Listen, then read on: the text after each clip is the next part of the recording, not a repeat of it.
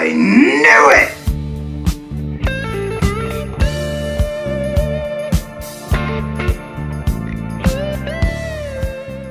The Star Wars Kids channel.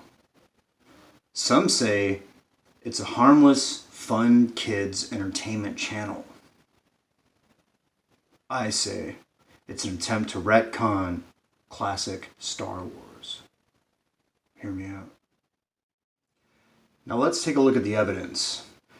Links to these videos are going to be provided in the description below. Both of them come from Star Wars Kids, the cartoon channel.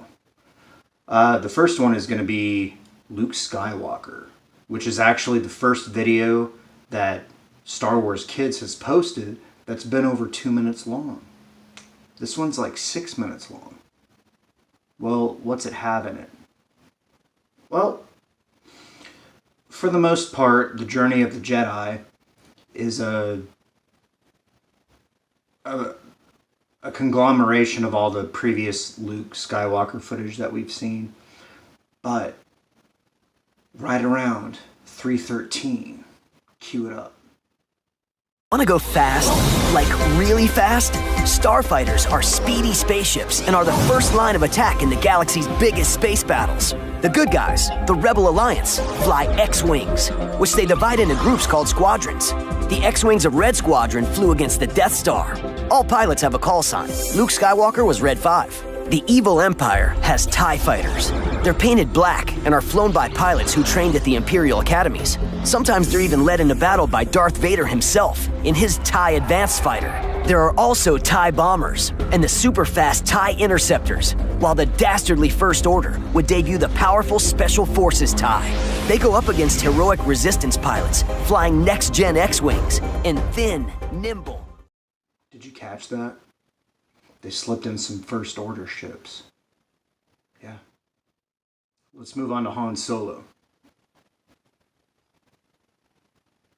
The galaxy's best smuggler. Now this is a shorter clip than the one that we just saw, but only 13 seconds in, what do we see?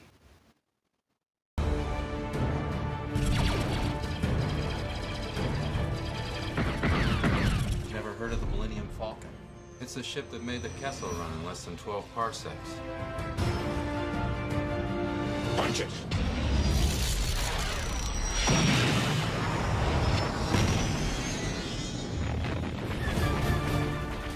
So what we're really seeing here, when everybody says that this is like a harmless attempt to just like show the classic trilogy and blah blah blah, no.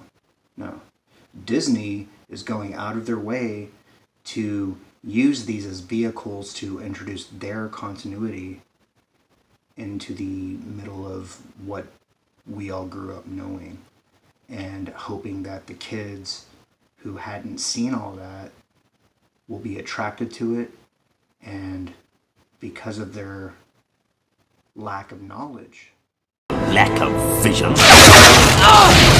will buy it hook, line, and sinker. So yeah, we'll watch Woody Harrelson. Yeah, you know, we'll watch Luke suckling off the sea beast. Yeah, because Disney told us to. Now, so I don't just leave this completely dire and in the shitter, I really think that the lead-in voice announcer In the galaxy of adventures, Luke Skywalker is destined for something greater. was Dante Bosco. And if you don't know who Dante Bosco is, he was Rufio in Hook, and he was Prince Zuko in Avatar, The Last Airbender. Now here's what's interesting, okay? The first couple of episodes of Avatar was directed by Dave Filoni, who was famously scooped up from Avatar and brought on to Star Wars, The Clone Wars. Awesome. So there's some cross-pollination there. Now, as Vader was to Luke,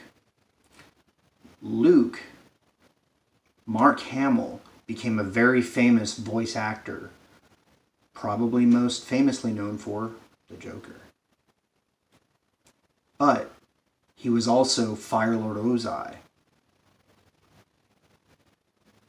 Prince Zuko's father,